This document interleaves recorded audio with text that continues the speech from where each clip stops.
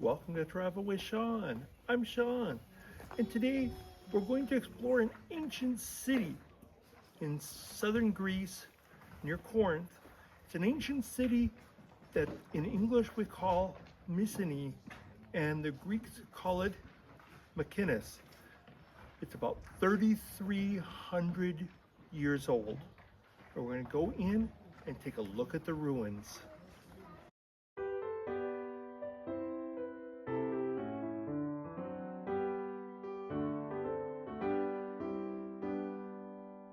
The archaeological site of the ancient city-state of Mycenae is about 26 miles south of Corinth, Greece, and about 75 miles from Athens, the capital of Greece. In this video, we start with an ancient tomb and end with the oldest bridge in Europe. This is known as the Tomb of Agamemnon, also known as the Treasury of Altraeus. It is a large tomb that was built about 3,300 to 3,400 years ago, between 1350 BC and 1250 BC. Just look at how large these stone blocks are that were used to build this place. It's called the Tomb of Agamemnon because this is approximately where the legendary Agamemnon, king of the Mycenaeans, was believed to have been buried, although there is no proof that Agamemnon was even a real person. This tomb was documented by a Greek traveler and geographer in the 2nd century AD, but he stated that the tomb of Agamemnon was within the walls of Mycenae, while this is located nearly a quarter mile outside of the Mycenaean city walls.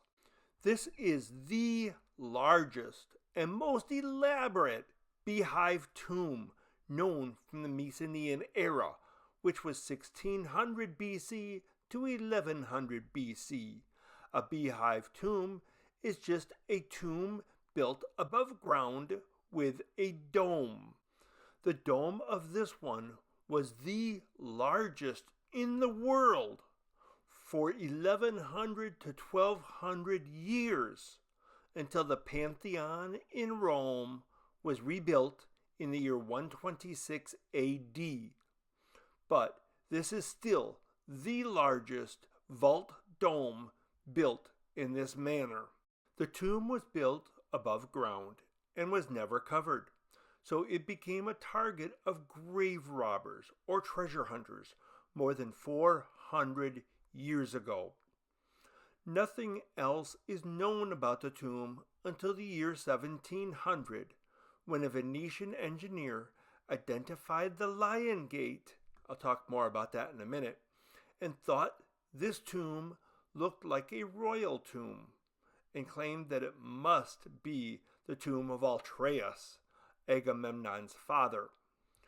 At the beginning of the 19th century, an English clergyman and traveler noted that the locals called this both the Treasury of Altraeus and the Tomb of Agamemnon. Just look at the size of these stone blocks. They're huge. How could they build this with these huge blocks? No person could lift one of these. I don't think two people could lift one. I don't know how many people it would take, but it would be very difficult. The ancient city-state of Mycenae was the first advanced civilization on mainland Greece, and was one of the major centers of Greek civilization during the late Bronze Age, from about 1600 BC until 1100 BC. Located in the northeastern Peloponnese region near the modern-day city of Argos, Mycenae was a powerful kingdom that played a pivotal role in the cultural and political development of ancient Greece. The city fortifications were constructed in phases, starting in 1350 BC, and the last phase was completed around 1200 BC. The walls are over 39 feet high and 23 feet thick. They became known as Cyclopean Walls because the stones are so big that people believed only the Greek mythological creature Cyclops could have built them. The walls were built in a triangular shape and cover an area of about 7.5 acres with a total length of almost 3,000 feet. Now we've come to the entrance, Lion Gate. Its name comes from the relief sculpture of two lions or lionesses posing above the entrance. Built around the middle of the 13th century BC, it's the last remaining structure from the Mycenaean era. The sculpture is the largest surviving Bronze Age sculpture. This building is called the Granary because burned cereal grains were found in its basement. Built between 1250 BC and 1200 BC, it had paved floors, storage jars, and divided rooms. It was likely used for storing grain or supplies. It was destroyed by fire, possibly shortly after it was built. Right next to the granary, we find a grave circle.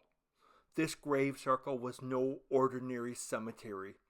It was the final resting place of Mycenae's elite, used as early as 1600 BC. Upright grave markers once stood over them, some etched with scenes of power and ritual. Within this stone enclosure lay 26 graves, holding 24 individuals, royal figures, warriors, and nobles. Their tombs were filled with dazzling riches, gold death masks, ornate weapons, and jewels untouched for centuries.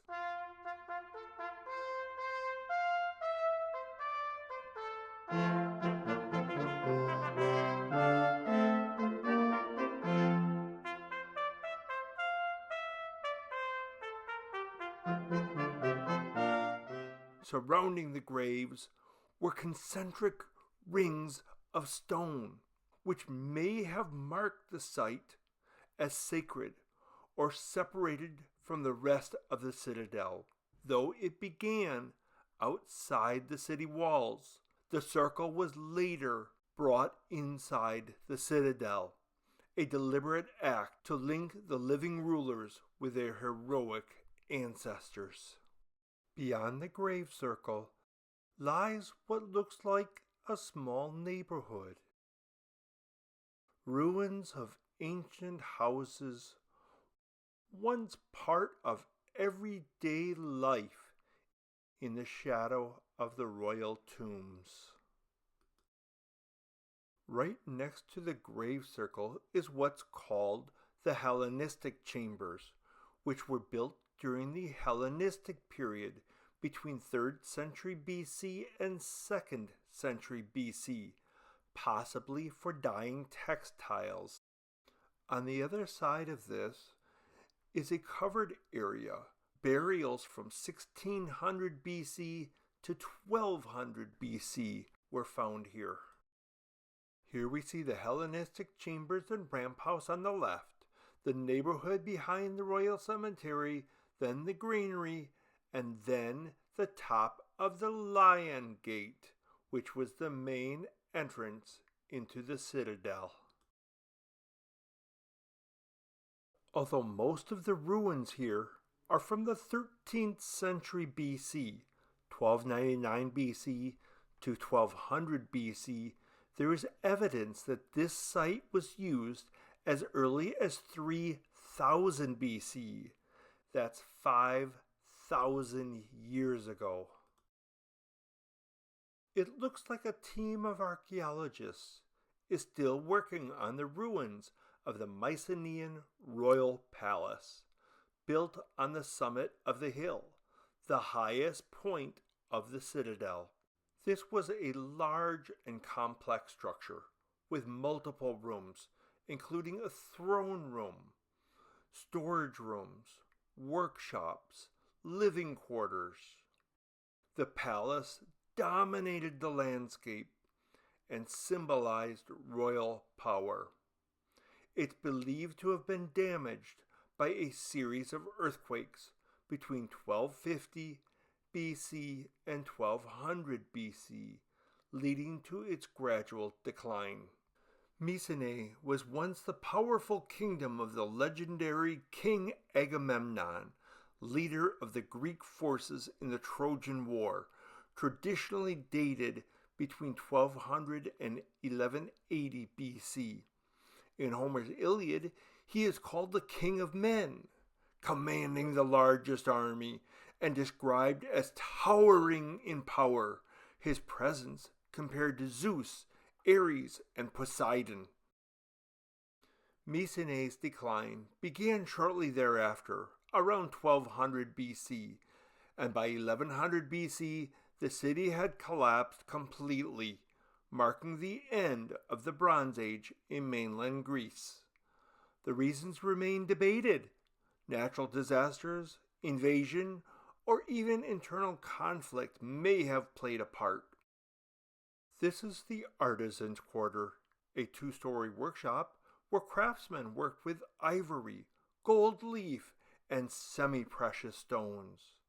It was destroyed by fire around 1200 BC. The House of Columns was one of the most important buildings outside the palace, named for the colonnade that once stood in its central courtyard. Inside, archaeologists discovered a clay tablet inscribed with an early form of Greek, typical of the Mycenaeans. Like much of the site, it was destroyed by fire around 1200 BC. The area was reoccupied centuries after the fall of the Mycenaean kingdom. By around 625 BC, a temple to Athena stood where the palace once rose, and new buildings appeared as early as 300 years after its destruction. Mycenae, long forgotten, was rediscovered in the 18th century, reviving interest in its legendary past.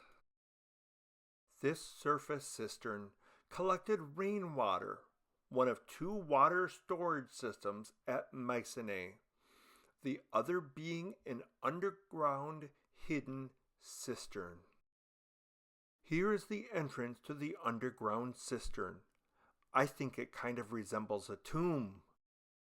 A long staircase descends through the rock to the reservoir, fed by a spring outside the walls.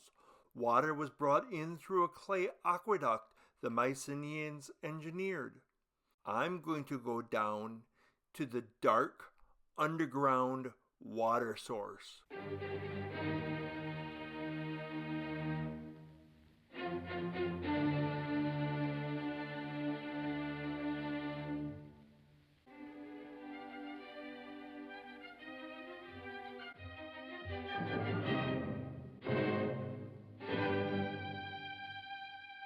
This clever design gave the citadel access to water even during a siege, safe, hidden, and secure beneath the hill.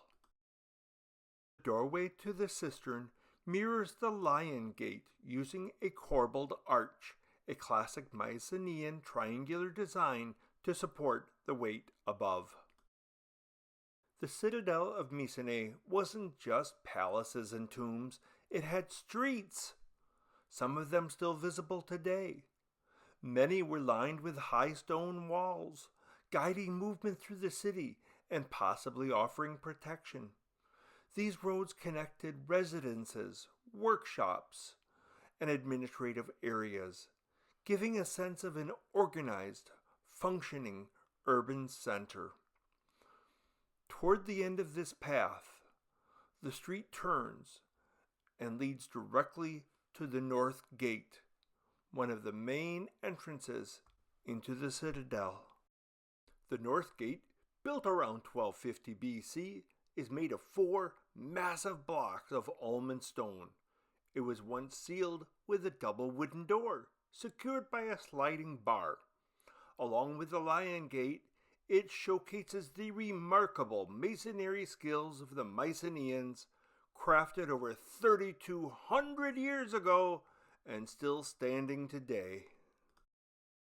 Earliest reference to the Cyclopean Walls comes from Euripides, a Greek playwright from the 5th century BC, and he wrote, "Now haste thee from the tent, and send her to Mycenae's walls, raised by the Cyclops."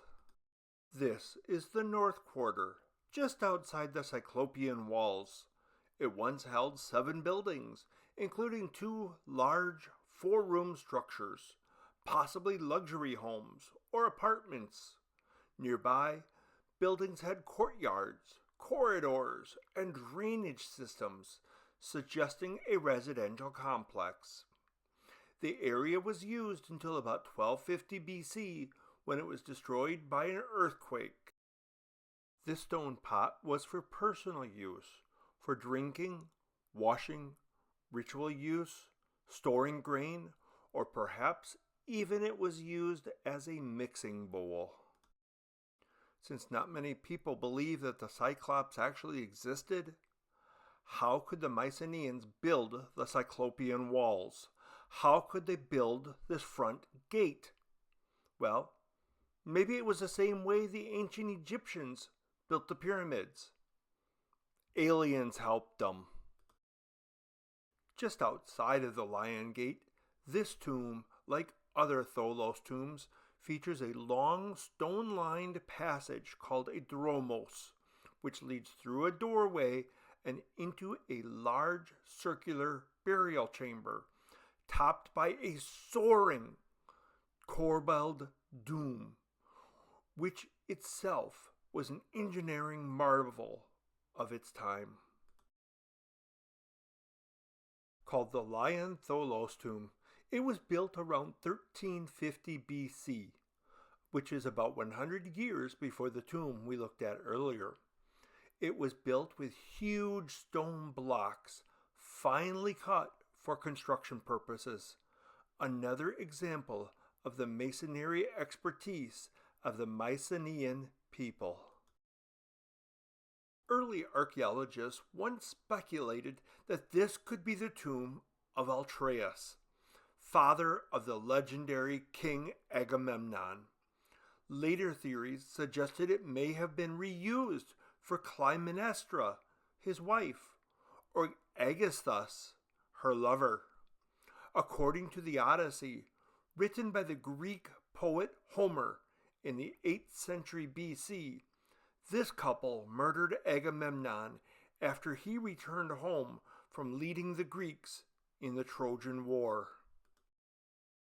But these are only theories. The true occupant remains unknown. The tomb was looted in antiquity, and no inscriptions or remains were found during modern excavations to confirm who was buried here. It stands as a symbol of Mycenaean power and mystery, grand in design and silent on identity. The large stones neatly lining the rim are likely the remains of the tomb's collapsed corbelled dome, what would have been a soaring beehive structure rising about 44 feet above the floor. This is the tomb of Clytemnestra, traditionally believed to be the burial place of King Agamemnon's wife, but some modern scholars have proposed it could be Agamemnon's tomb, or maybe even a tomb that was never occupied because of the destruction of Mycenae around the time of the tomb's construction. The entrance features a distinct triangular corbelled design. Notably, the bricks here are smaller than those found in the Tomb of Agamemnon or the city walls. The interior is defined by its beehive-shaped corbelled dome, which rises to an impressive height of about 43 feet or 13 meters. This tomb, like many others, was looted in antiquity, and today it stands completely empty of its original grave goods. You really can't tell that we're looking at the top of that tomb here.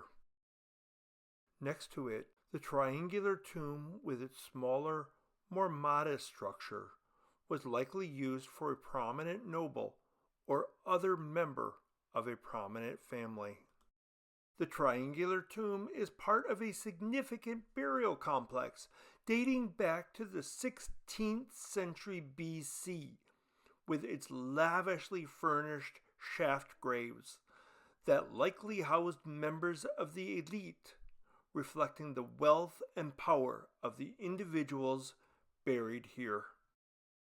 Along the ancient road that connected Mycenae to Epidaurus, Arkadiko Bridge is the oldest functioning bridge in Europe and one of the oldest surviving bridges in the world.